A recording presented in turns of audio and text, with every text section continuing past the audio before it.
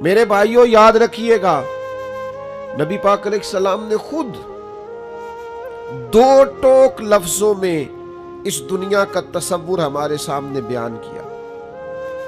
یہ جو لوگ کھو جاتے ہیں نا، مال کمانے نکلے تو پھر کھو گئے، شہرت کمانے نکلے تو پھر کھو گئے، عزت کمانے نکلے تو پھر کھو ہی گئے، اقتدار کے لیے نکلے تو کھو ہی گئے، اور اس طرح بھولے کہ اپنے آپ کو بھی بھول گئے، اپنے رب کو بھی بھول گئے، روز محشر کو بھی بھول گئے، اپنی قبر کو بھی بھول گئے، قیامت میں اللہ کے حضور حاضر ہونا تھا اس بات کو بھی بھول گئے۔ 2 ٹوک لفظوں میں اللہ کے حبیب علیہ السلام نے اس دنیا کا تصور واضح کیا ہے، اس میں کوئی ابہام نہیں رہنے دیا، کوئی چیز مہمل نہیں چھوڑی، بالکل کھول کے حضور نے بیان کیا، اور ایک عام انسانی ذہن کی سطح تک اللہ کے حبیب نے اس دنیا کا تصور بیان کیا۔ وہ جو دنیا ہمیں بڑی میٹھی لگتی ہے، وہ جو دنیا ہمیں بڑی پیاری لگتی ہے، اور جس میں مگن ہو کر ہم معاذ اللہ غافل ہو جاتے ہیں۔ حضور گزر رہے تھے، بکری کا بچہ مرا ہوا پڑا تھا، اور پڑا بھی روڑی کے ڈھیر پہ تھا۔ کریم اسے دیکھ کے رک گئے، اور بالکل ایک عام انسانی سطح کے مطابق حضور نے سوال کیا، بالکل سادہ آدمی بدو بھی سمجھ جائے۔ کریم فرمانے لگے، یہ بکری کا بچہ مرا ہوا روڑی کے ڈھیر پر پڑا ہے، مجھے بتاؤ اس کے مالک کی نظر میں اس کی بھلا کیا قیمت ہوگی؟ عرض کی، یا رسول اللہ صلی اللہ علیہ وسلم، جسے روڑی کے ڈھیر پر پھینک دیا گیا ہے، اس کی بھلا کیا قدر و منزلت ہو سکتی ہے؟ تو حضور نے فرمایا، سنو پھر، اللہ کی نظر میں بھی اگر دنیا کے مال کی قیمت مچھر کے پر کے برابر بھی ہوتی تو اللہ کبھی کافر کو ایک گھونٹ پانی کا نہ دیتا۔ اس کی کوئی قیمت نہیں دنیا کے مال کی، اس لیے تو کافر کو بھی دیا، اس لیے تو فاسق کو بھی دیا، اس لیے تو ظالم کو بھی دیا۔ بے ایمان اور بددیانت کے گھر میں بھی بہت سارا مال و دولت ہے، ہاں جس کے ساتھ وہ بھلائی کا ارادہ کرتا ہے اسے اپنے دین کی سمجھ عطا فرماتا ہے۔ مال بھی ہو، دین کی سمجھ بھی ہو، گھر میں وسعت بھی ہو اور عبادت کا جذبہ بھی ہو، انسان کی تجوری بھری ہوئی بھی ہو اور غریبوں کے لیے اس کا دل بھی کشادہ ہو، اسے اقتدار بھی حاصل ہو اور اس کے سینے میں مظلوم کا درد بھی موجود ہو، تو اب یہ ہے کہ رب کریم نے اس کے ساتھ بھلائی کا ارادہ فرمایا۔ لیکن اگر یہ کہ فقط دنیا ہی ہو، فقط پیسہ ہی ہو، فقط اقتدار کا لالچ ہی ہو، کھو نہ جائیں یارو، ہم کہیں کھو نہ جائیں، کہیں ایسا نہ ہو کہ کاروبار کی مشقت سجدوں کی لذت لے جائے، کہیں ایسا نہ ہو کہ دولت جمع کرنے کی حرص غریب کا درد ہم سے لے جائے، کہیں ایسا نہ ہو کہ اقتدار کی دوڑ میں ہم کسی مظلوم کی آہ ہی نہ سنیں، ہم کسی کا دکھ ہی نہ بانٹیں۔ آخرت کا تصور ذہن میں رکھیں، وہ جو قیامت کے دن اللہ کے حضور کھڑے ہونا ہے، وہ جو قیامت میں رب کریم کی بارگاہ میں ہم نے حاضر ہونا ہے، اس حاضری کے تصور کو اور جواب دہی کے تصور کو اپنے ذہن میں لائیں۔ یاد رکھیے گا 3 چیزوں کے علاوہ ہر چیز کا حساب دینا ہے۔ ایک سر چھپانے کے لیے جھونپڑی مکان، ایک پہننے کے لیے کپڑا، ایک کمر سیدھی کرنے کے لیے غذا، اس کے علاوہ جو کچھ بھی ہے اس سب کا حساب دینا ہے۔ نبی رحمت صلی اللہ تعالی علیہ وسلم نے جو حدیث بیان کیا نا حساب کے لیے، آپ یقین کریں پوری روح متوجہ ہو جاتی ہے، انسان کے جتنے لطائف ہیں وہ سارے بیدار ہو جاتے ہیں، اس کے باطن کے اندر تک گہرائی تک وہ لفظ اترتے ہیں۔ میرے کریم فرماتے ہیں رب قیامت کے دن بندوں سے فرمائے گا، کیا میں نے تیرے لیے کان اور آنکھیں نہیں بنائی تھی؟ کبھی اندھے سے مل کے دیکھے نا، کبھی بہرے سے بات کر کے دیکھے نا۔ رب فرمائے گا کیا میں نے تیرے لیے کان اور آنکھیں نہ بنائی تھی؟ اللہ فرمائے گا کیا میں نے تیرے لیے جانوروں کو، کھیتوں کو مسخر نہیں کیا تھا؟ ہر جانور پر تو سواری کرتا ہے، جانوروں کے گوشت کھاتا ہے، جانوروں کا دودھ پیتا ہے، کھیت کے اندر ہل چلاتا ہے، اناج ہے، پھل ہیں، سبزیاں ہیں۔ هو الذی خلق لکم ما فی الارض جمیعا، زمین میں جو کچھ ہے حضرت انسان کے لیے پیدا کیا۔ اللہ فرمائے گا تیرے لیے کان بنائے، آنکھیں بنائی، تیرے لیے مسخر کیا جانوروں کو، تیرے لیے مسخر کیا کھیتوں کو۔ پھر رب کہے گا میں نے تجھے خوشحالی دی، میں نے تجھے سرداری دی۔ پھر اللہ فرمائے گا یہ بتا کیا تجھے مجھ سے ملنے کا یقین نہیں تھا؟ کیا تجھے یہ خبر نہیں تھی کہ تیری رب سے بھی ملاقات ہوگی، تجھے اللہ کے حضور بھی حاضر ہونا ہے، تجھے اس کا یقین نہیں تھا؟ اور حدیث پاک کا جو آخری جملہ ہے وہ ہر دل پر دستک دیتا ہے۔ حضور فرماتے رب فرمائے گا میں بھی آج تجھے اسی طرح ہی فراموش کر دوں گا جس طرح تو نے مجھے بھلا دیا تھا۔ جا، تو نے اگر مجھے بھلا دیا تھا آج میں نے بھی تجھے فراموش کیا۔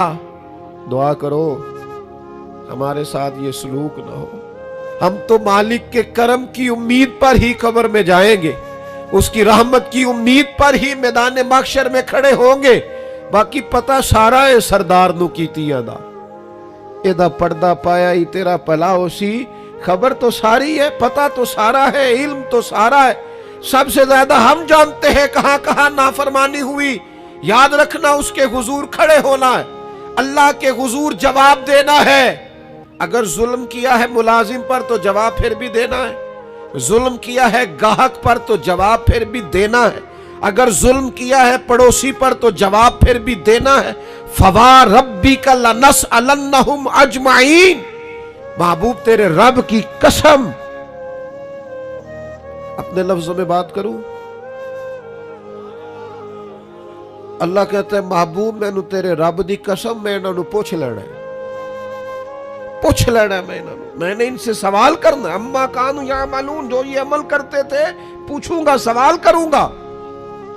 اور میرے نبی پاک صلی اللہ تعالی علیہ وسلم کے غلاموں، اگر ظلم کیا ہے بیوی پر حساب پھر بھی دینا ہے، اگر وراثت کی تقسیم پر زیادتی کی ہے بہن بھائیوں سے حساب پھر بھی دینا ہے، اگر تربیت ٹھیک نہیں کی اپنے بچوں کی تو حساب پھر بھی۔ تم سربراہ تھے ایک ادارے کے، تمہارے پاس امانتیں آتی تھیں، بچے پڑھتے تھے، مجموع کے مجمع تم سے عقیدتیں رکھتے تھے،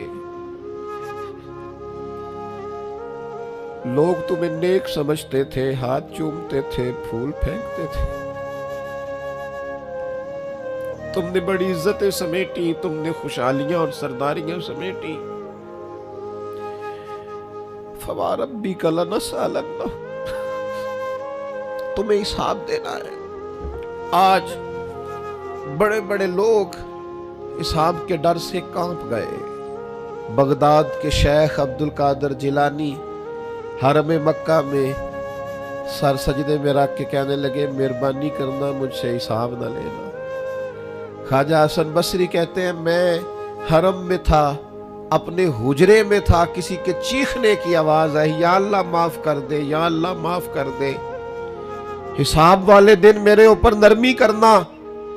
فرماتے میں نے کہا کوئی گناہگار آہوزاری کر رہا ہے، میں جا کے تسلی دیتا ہوں۔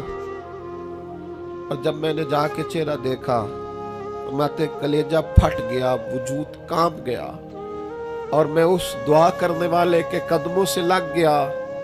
لوگوں تمہیں پتہ ہے وہ کون تھا جو دہائی دے رہا تھا کہ مالک حساب نہ لینا؟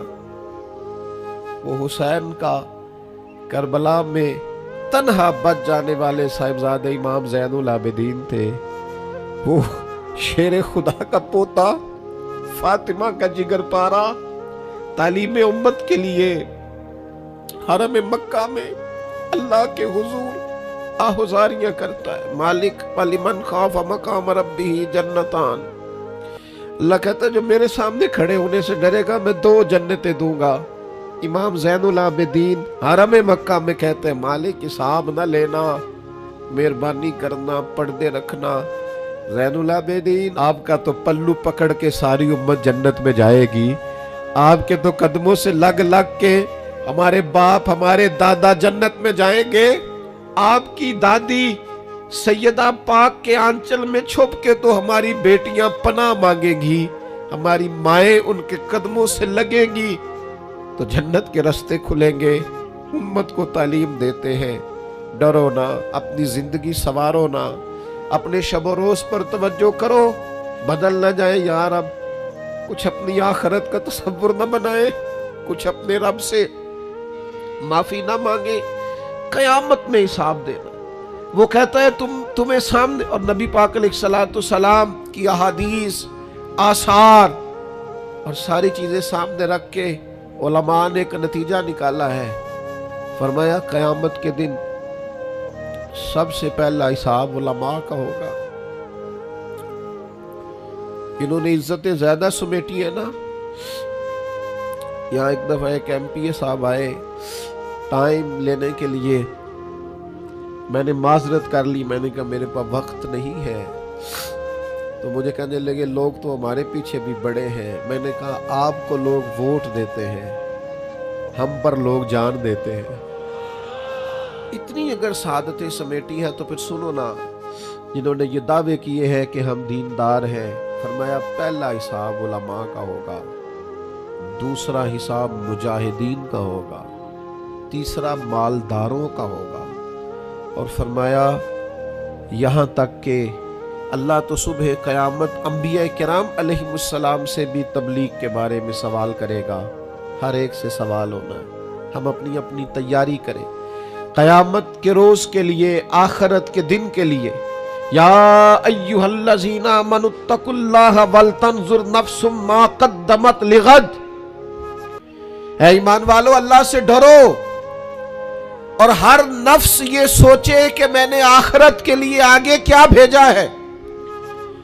آؤ آج اپنے اپنے اعمال کا جائزہ لیں۔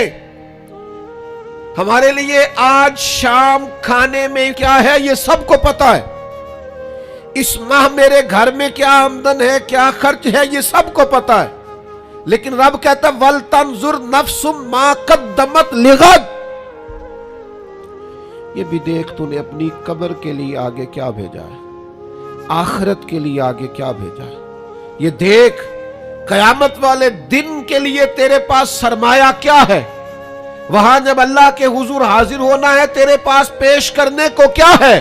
جناب صدیق کے پاس پیش کرنے کو وفا ہے، امت کی خدمت گزاری ہے جناب عمر کے پاس، جناب عثمان غنی کے پاس سخاوت ہے، مولا علی نے ہر میدان میں تلوار چلا کے اسلام کا جھنڈا بلند کیا ہے، حسین ابن علی نے سر دے کر اللہ کے حضور نظر پیش کی ہے۔ میں بھی سوچوں نا یار، آپ بھی سوچے نا، نعمتوں کی بہتات کتنی، ہماری بھری ہوئی تجوریاں، ہمارے آنگن میں کھیلتی ہماری اولادیں، ہمارے ارد گرد ہمارے دوستوں کی لائنیں، ہمارے دسترخوان پر بچھی ہوئی نعمتیں، ہمارا تندرست وجود، ہماری بولتی زبان، ہماری دیکھتی آنکھیں، ہمارے سنتے کان، ہماری سانس لیتی روح، اس سارے وجود سے ہم نے کیا اکٹھا کر کے اپنی آخرت کے لیے بھیجا ہے، صبح قیامت کے لیے ہم نے سامان کیا کیا ہے، اللہ کے حضور جب ہمیں جواب دینا ہے تو ہمارے دامن میں کیا ہے، کیا پیش کرنا ہے۔ آج اپنے دل سے، اپنی روح سے یہ سوال ہمیں ضرور کرنا ہے، اور ایک بار نہیں 100 بار کرنا ہے، اور بار بار کرنا ہے۔ نبی پاک صلی اللہ تعالی علیہ وسلم نے ارشاد فرمایا ہے، حضور فرماتے 5 سوال پوچھے گا رب قیامت کے دن، اور جب تک تم ان سوالوں کے جواب نہیں دو گے تمہیں ہلنے نہیں دیا جائے گا۔ ایک یہ پوچھا جائے گا عمر کہاں گزری، سارا وقت ضائع ہو گیا موبائل پہ، سارا ٹائم ضائع ہو گیا خوش گپیوں میں، شغل میلہ، آنا جانا، عمر ساری قیمتی وقت ضائع کر دیا۔ اور پھر ایک سوال، اسی سوال سے متعلقہ دوسرا ہوگا جوانی کہاں گزاری، وہ ساری کھیل کود میں گزر گئی، لہو و لعب میں گزر گئی، گیموں میں گزر گئی، یہ سوال ہوگا۔ اور تیسرا سوال رب پوچھے گا بتاؤ نا مال کہاں سے کمایا، ज़राए आमदन बताओ, दुनिया में तो तुमने धूल झोंक ली, जहां धोखनी थी यहां बताओ कहां से कमाया, और कमा कर भी तुम मालिक नहीं हुए। चौथा सवाल ये पूछा जाएगा, बताओ माल खर्च कहां किया। और मेरे नबी पाक फरमाते हैं पांचवा सवाल ये होगा, ये बताओ अपने इल्म पर अमल कितना किया। लेक्चर देना आसान है, तकरीर करना आसान है, वाज करना आसान है, समझाना आसान है, फेसबुक पर अच्छी नसीहत लिख देना आसान है, रोज सुबह व्हाट्सएप पे सबको बेहतरीन नसीहतें भेजना आसान है। लेकिन कयामत के सवालों में से एक मोतबर सवाल है, बुखारी में मौजूद है। 5 सवालों में से आखिरी सवाल ये है कि जो तुम जानते थे, जिसका तुम्हें इल्म था, जो तुमने सीखा था, जो तुमने पढ़ा था, उस पर तुम्हारा अमल कितना था। किसको नहीं पता नमाज फर्ज है, किसको नहीं पता वालिदैन की खिदमत करना जरूरी है, हलाल हराम की तमीज से कौन आगाह नहीं है, कौन नहीं जानता कि मेरा रवैया तल्ख है, लोगों को तकलीफ देता है, कौन नहीं समझता कि मेरी फलां फलां चीज की वजह से फलां फलां लोग तड़पते हैं, सिसकते हैं, रोते हैं। बहुत सारों को पता है कि मेरी बीवी, मेरे बच्चे, ये कुछ औरतों को पता है मेरा शौहर, मेरे खानदान वाले मेरी वजह से तकलीफ में, बहुत सौ को पता है मेरी वजह से मेरे पड़ोसी तकलीफ में, बहुत सौ को पता है मेरी वजह से मेरे मुलाजम तकलीफ में है। तुमसे पूछा जाएगा आपने इल्म पर कितना अमल किया। वो जो तुम जानते थे, जितना तुम्हें शऊर था, आज पूरी उम्मत मुस्लिमा में क्या हो रहा है, तकरीरें, वाज़ो नसीहत, फकत वाज़ो नसीहत। इकबाल कहते हैं मस्जिद तो बना दी शब भर में ईमा की हरारत वालों ने। और ये देखना क्या कहते हैं मन अपना पुराना पापी था, बरसों में नमाजी बन न सका। और इकबाल बड़ा उपदेशक है, मन बातों में मोह लेता है, बड़ी सोहनी बातें करनी आती है हमें। इकबाल बड़ा उपदेशक है, ये मन बातों में मोह लेता है, पर गुफ्तार का काजी है ये बना, किरदार का गाजी बन न सका। गुफ्तार का काजी गाजी बनना आसान है, लेकिन अपने अमल में निखार लाना। हाँ, सबसे पहले 2 चीजों का हिसाब होना क़यामत में, याद रखिएगा।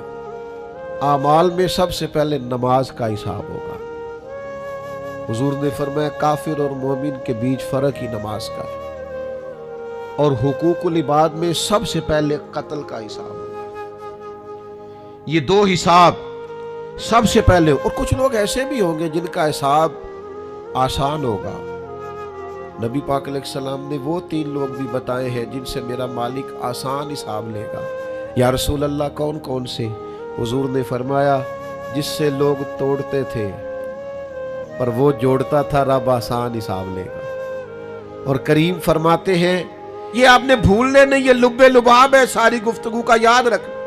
फरमाया जो तुझे महरूम करे उसे अता कर, जो तुझसे तोड़े तू उससे जोड़, और जो तुझसे ज्यादती करे तू उसे माफ कर दे। अल्लाह कयामत में तुझसे आसान हिसाब लेगा।